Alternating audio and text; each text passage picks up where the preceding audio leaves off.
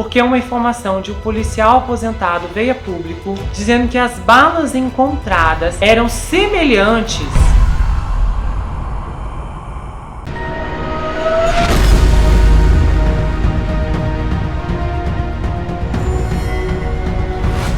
Ei pessoal, bem-vindos a esse canal, eu sou o Gustavo Negreiro, seu psicanalista favorito, e hoje nós estamos em mais um episódio da série Na Mira, dando continuidade na cobertura especial que eu tenho feito sobre a Gabi Petito, e as informações que eu vou trazer nesse momento são exclusivas, alguns detalhes são incômodos, e outras informações podem ser reveladoras. Se você não me conhece, caiu nesse canal de paraquedas, eu já quero te avisar que a gente tem uma playlist, você pode procurar lá na aba principal, Saga Gabi Petito, todos os episódios passo a passo dessa investigação, desde o comecinho, antes da Gabi ser encontrada, eu tenho coberto, então tem muita informação, tem muita coisa que aconteceu nesse período. Lembrando que a gente tem outras histórias aqui no canal, dramas muito bem formuladas e produzidas exclusivamente para você, incluindo a série As Mulheres do Presidente na Mira de Escândalos. Eu conto numa forma de thriller tudo o que envolveu a gestão presidencial do Bill Clinton, o escândalo com Monica Lewinsky, Linda Tripp, Paula Jones, e eu tenho certeza que você vai ouvir e ver eventos que você jamais imaginou que pudessem ter acontecido. Essa série é exclusiva, é inédita, detalhes que somente aqui você irá encontrar em língua portuguesa. Eu te garanto que você não vai se arrepender e a gente se vê por lá. Então vamos seguir na nossa linha do tempo, eu vou te contar o que aconteceu nos últimos dias e a gente já começa tirando uma grande preocupação do peito, porque os pais do Brian já voltaram para casa, exatamente. E a opressão na frente da casa desse casal tem diminuído dia após dia. Basicamente, uma parte da mídia já está perdendo interesse no caso. Mas o pai da Gabi se manifestou sobre as declarações da polícia de informações que poderiam ser resgatadas do caderno do Brian.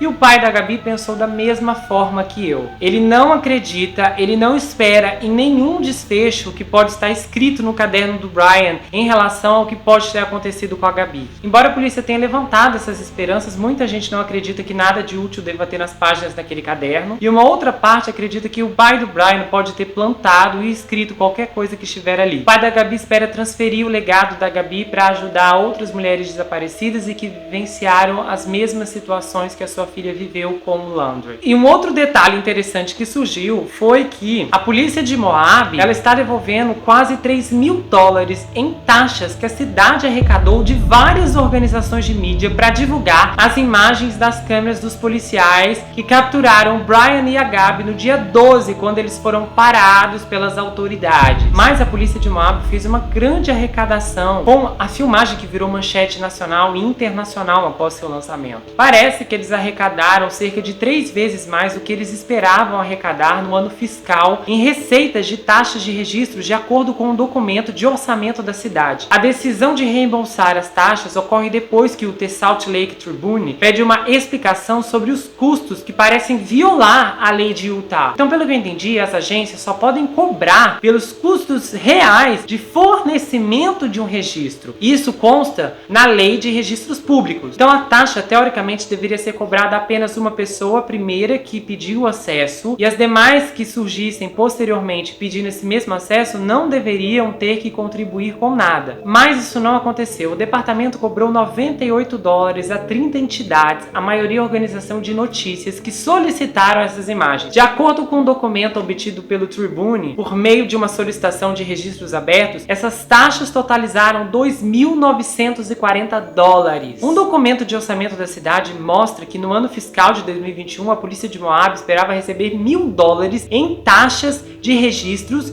e orçou a mesma quantia para o ano fiscal de 2022. Aí, a porta-voz da cidade, Lisa Church, se recusou a classificar a decisão de cobrar $98 por vídeo como um erro, mas ela reconheceu que se estava fora da tabela normal de taxas da cidade e que Moab geralmente tende a atender às solicitações de registro de organização de mídia gratuitamente. Aí ela também fez uma observação que o departamento lançou um segundo vídeo da mesma parada dias depois sem nenhum custo. E nós tivemos uma coletiva de imprensa muito interessante, porque no meio de tantos erros inacreditáveis que foram revelados nas últimas semanas, como o fato absurdo da polícia do FBI ter confundido o Brian com a mãe dele, que isso inclusive gerou uma série de especulações intermináveis por todo o país. Considerando que absorver e digerir essa explicação não tem sido fácil, o chefe de polícia e outras autoridades se reuniram para dar algumas respostas à imprensa. E aí eu vou trazer o principal ponto dessa coletiva para vocês, porque aí a gente vai chegar nas respostas que eles deram. O chefe de polícia de Northport, Todd Garrison, que já apareceu aqui em outros episódios, disse aos membros do Salt County Sugar Bay Club que assim que ele soube que a sua equipe de vigilância confundiu a Roberta com o Brian, ele considerou que era importante para a agência admitir o erro. Ele disse que o público espera a transparência da polícia e, como líder, o que ele deveria fazer? O certo. Aí ele disse: sim, cometemos um erro, foi um erro humano, mas ainda estou atrás das respostas com a minha equipe. E ele tinha apoio, inclusive, porque o Todd Garrison foi um dos 4 líderes locais de aplicação da lei em um painel que incluiu o Tim Enos, o chefe da polícia das escolas de Sarasota, Kurt Hoffman, o xerife do condado de Sarasota, e o Charles Thorpe, o capitão da polícia de Veneza. Cada um teve seu momento de palavra. E o Todd pontuou aquela questão que gerou muita polêmica, que foi lá em setembro, quando numa coletiva de imprensa foi dito que a polícia sabia exatamente aonde o Brian estava. Só que no dia seguinte, os pais do Brian declararam seu filho como desaparecido. Aí ele disse o seguinte: a gente acreditava 100% que o endereço do Brian era exato, acreditávamos que ele estava na casa dos pais, só que mais tarde descobrimos que o Brian havia saído de casa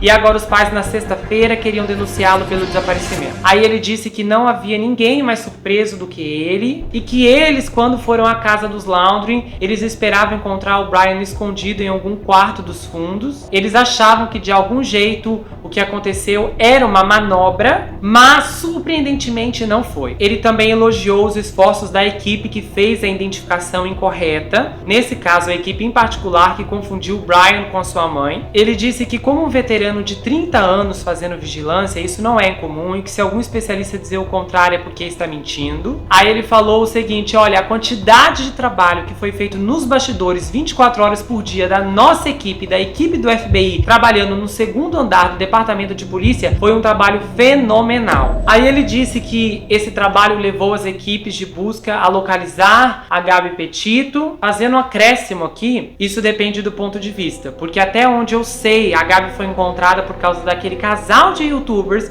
que deu praticamente de bandeja a localização da moça. Continuando nas explicações dele, ele explanou também que o foco principal dos primeiros dias era encontrar a Gabi e que caso o Brian fugisse, ele seria encontrado. Ele estava confiante nisso. Além desses pontos, ele também reclamou sobre as pessoas que estão fazendo julgamento, sobre as coisas que foram descobertas ou apreendidas nas últimas semanas, e segundo todos os relatos, ele tirou sua vida. E ele estava exatamente onde pensávamos que estava. Só que na época havia mais de 1 metro de água lá. Só que também não foi comentado que a polícia tinha tanta certeza que o Brian estava ali, que eles desistiram das buscas e abriram a reserva para o público novamente. Não foram eles que encontraram, foram os pais. Aí depois outros falaram sobre outros assuntos, outros feitos positivos que a polícia tem realizado na cidade. Enfim, essa coletiva não esclareceu nada, não foi dito nada que nós já não sabíamos. É óbvio que eles estão tentando controlar os danos, considerando que a polícia tem passado por uma pressão política que cresceu numa escala sem precedentes desde o ano passado. Eu entendo que eles estão tentando controlar as chamas. Porém, qualquer um que está bem atento aos fatos sabe que tudo que foi dito nessa coletiva não traz uma paz para perguntas angustiantes que ainda estão sem resposta. E aí, depois, uma inscrita me avisou aqui no canal que o Instagram do Brian havia sido deletado. Eu não sabia disso, fui atrás para verificar e então descobri que quem tem acesso à conta do Instagram é o pai e o cunhado do Brian, ou seja, o marido da Cassie. Isso é muito estranho. Eu não acredito que foi o FBI que deletou a conta, eu acredito que pode ter sido a própria família, para de alguma forma já começar no plano de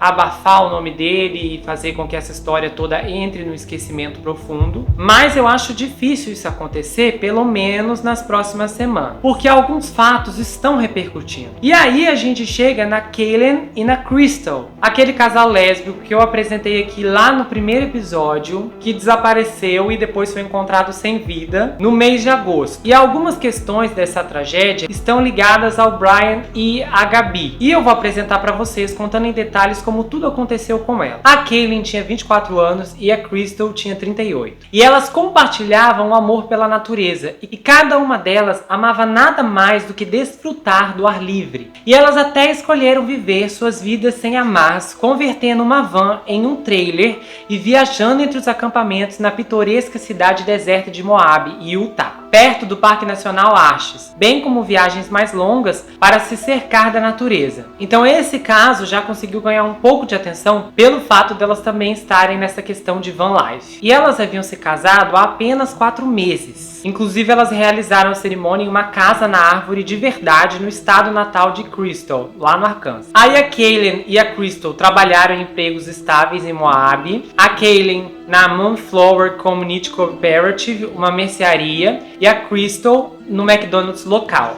O Brian e a Gabi passaram por essa cooperativa de café, já vamos chegar nisso depois. Segundo todos os relatos, as duas mulheres eram muito queridas pela comunidade de Moab. Logo no dia 13 de agosto, elas foram vistas pela última vez na taverna do Woods por volta das 9 e 9h30. Depois disso, elas foram para casa de um amigo que era um casal, e depois da meia-noite, elas seguiram viagem para o acampamento. E quando elas estavam lá na casa desse casal, elas revelaram que havia um homem muito estranho que estava assustando as duas. E aí parece que ele até tinha montado um acampamento perto delas. Com isso, elas mudaram de lugar. E aí elas fizeram um comentário interessante. Elas disseram para os amigos que se elas fossem liquidadas, elas literalmente disseram isso, com certeza seria por esse homem. Aí esses amigos imploraram para elas não voltarem para o acampamento, mas elas retornaram mesmo assim. Elas estavam acampando em uma estrada conhecida como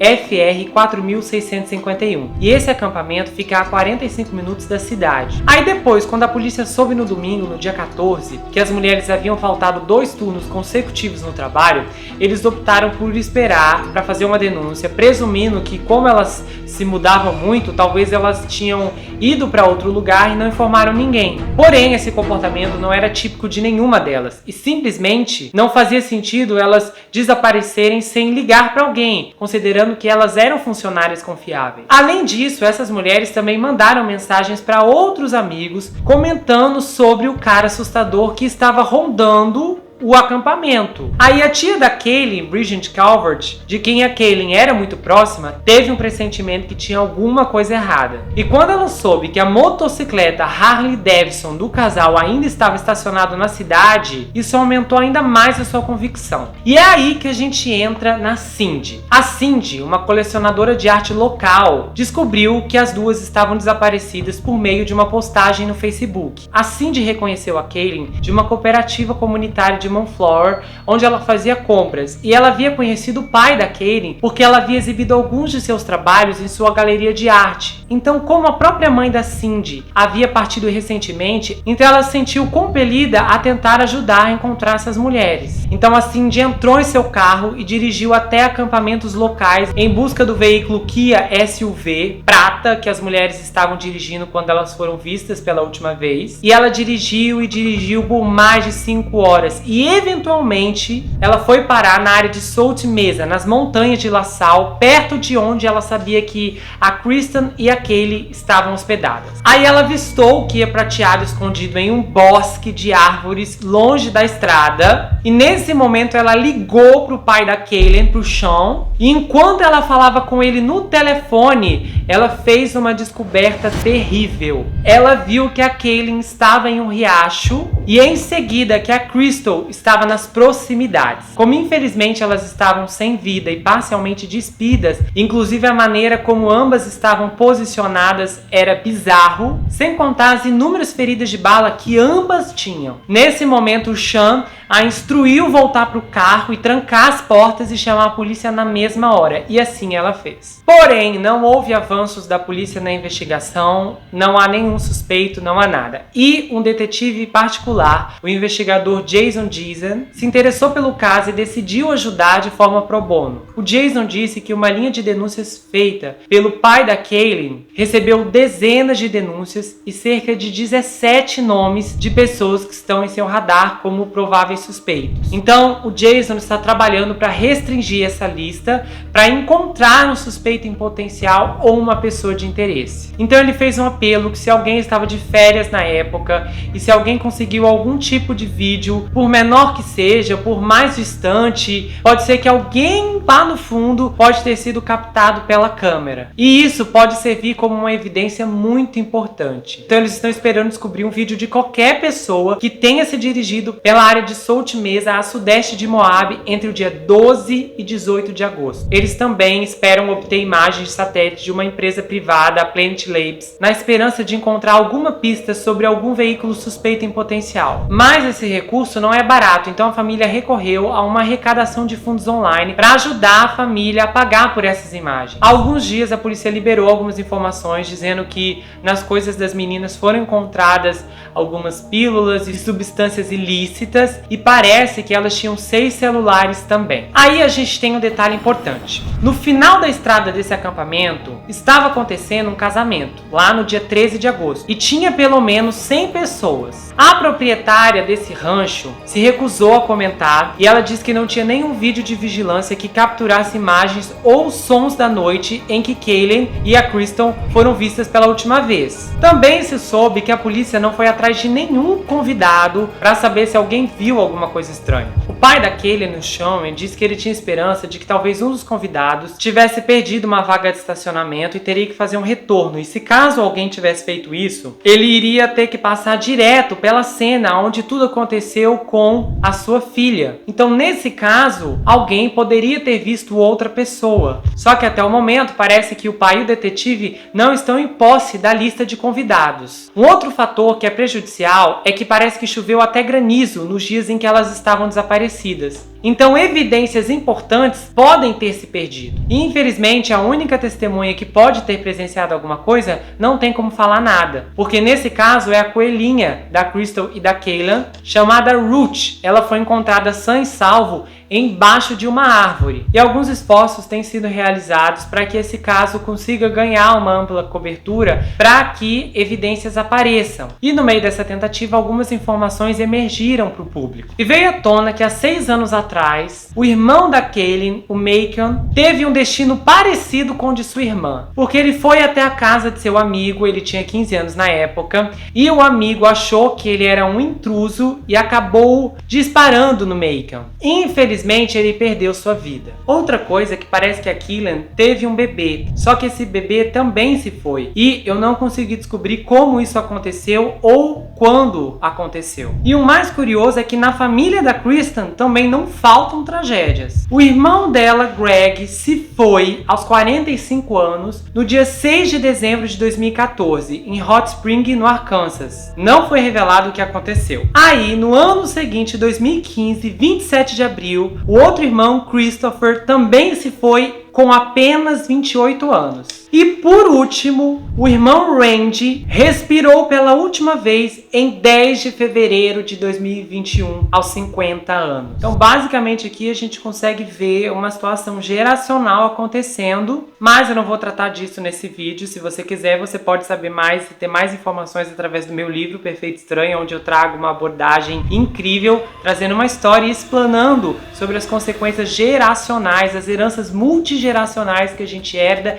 e pode passar para frente também, inclusive somos vítimas. Se você é filho, você é herdeiro e a herança pode ser renunciada também, saiba disso. Mas, continuando, uma peça em comum para essa situação toda é que outra pessoa foi dada como desaparecida na mesma área em Moab no dia 4 de agosto, apenas 9 dias antes da Kaylen e da Kristen serem vistas pela última vez. Um rapaz, Timothy Jordan Bonney, de 36 anos, e seus 2 cachorros desapareceram. Só que depois, os 2 cães dele apareceram em Emery County, em Utah, não muito longe de Moab. Aí as autoridades instruíram o público a não se aproximar do Emery, caso alguém o encontre, porque ele pode ser um perigo para si mesmo ou para outras pessoas. O Emery, em particular, tem antecedentes criminais, ele já havia sido preso em 2018. Parece que ele chegou a causar 13 incêndios criminosos. Só que nós já estamos estamos em novembro e até agora esse rapaz também não apareceu. E desde então não há mais nenhuma informação. Só que o pai da Kaylin, ele não desiste. Ele montou uma mesa em vários locais e em dias diferentes para conseguir pistas. E ele tem feito um trabalho por conta própria, tentando até avaliar coisas que alguém possa ter encontrado relacionadas à sua filha, mas nada de importante apareceu. A polícia já ofereceu 2 recompensas de $10 mil para quem concedesse uma informação que levasse à resolução do caso. E nesse momento a gente chega no fértil terreno de conexões com o Brian e com a Gabi. Porque uma das atualizações mais recentes é que um celular foi encontrado no acampamento. E esse telefone era um Samsung. Porém, ainda não se sabe a quem pertence esse celular. E de certeza ele não é da Gabi, porque o dela era um iPhone. Mas quando o Brian voltou para casa sozinho, imediatamente ele saiu com a sua mãe para comprar um novo telefone. E essa é uma coincidência estranha porque não sabemos o que aconteceu com seu antigo celular. Aí é outro ponto que chama atenção. A Gabi e o Brian foram separados pela polícia no dia 12. E o motel onde a polícia realocou o Brian parece que ficava do outro lado ou próximo a esse acampamento. Essa informação da proximidade do motel tem circulado há muitas semanas, inclusive, mas eu estava aguardando para ver se isso levaria a alguma coisa. Porém, um outro detalhe, por mais que seja mínimo, mas é interessante, também não passou batido. Porque no dia 13 de agosto, o último dia em que Crystal e Kaylin foram vistas, também foi o último dia em que Brian fez uma postagem no Instagram. E aí muitos estão se perguntando o que o fez parar de postar, considerando que a Gabi postou até o dia 25. Por que ele cessou suas postagens no dia 13? Lembrando que a cooperativa de café em que a Kaylin trabalhava foi o local onde o Brian e a Gabi brigaram.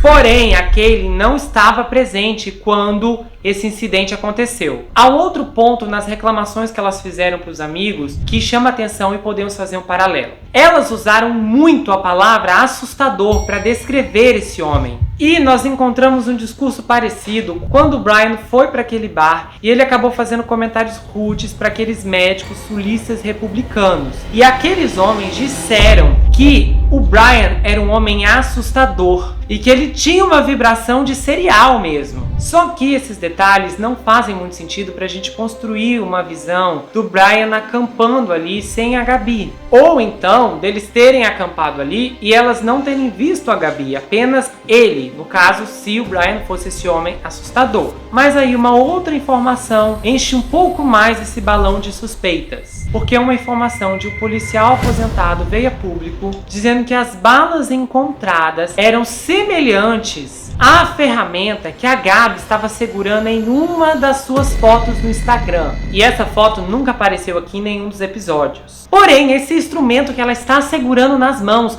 já apareceu aqui no canal em outras 2 fotos. Se eu não me engano, lá no segundo episódio, na parte 2 da cobertura, eu mostrei as fotos que foram tiradas internamente quando a casa do Brian foi colocada à venda. E lá no quarto dele a gente viu um monte de coisa que chamou a atenção da imprensa e tal. E depois esse instrumento também aparece na gravação daquele casal de youtubers que flagrou a van da Gabi. É isso mesmo. A gente viu o chinelo que a Gabi estava usando, a gente viu o chapéu que ela estava usando, vimos algumas outras coisas suspeitas, mas eu não havia visto que aquele instrumento também estava no chão nessa mesma imagem. Gente, eu fico pensando que alguma coisa deve ter acontecido ali minutos antes daquele casal estar passando, porque a porta da van estava se fechando, então alguma coisa aconteceu e eu creio que nós vamos chegar no momento aqui em que nós vamos fazer uma simulação do que de fato pode ter acontecido aquele dia. Uma outra questão é que até agora não foi revelado se esse instrumento foi encontrado,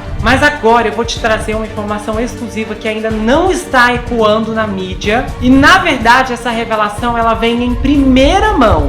Um casal de youtubers, ele e Dan, foram até a casa dos Laundrie para tentar falar com os pais. E enquanto eles filmavam tudo o que aconteceu, o Dan contou que tem uma fonte que trabalha no caso, que está envolvido nas investigações, e essa fonte revelou para ele que o Brian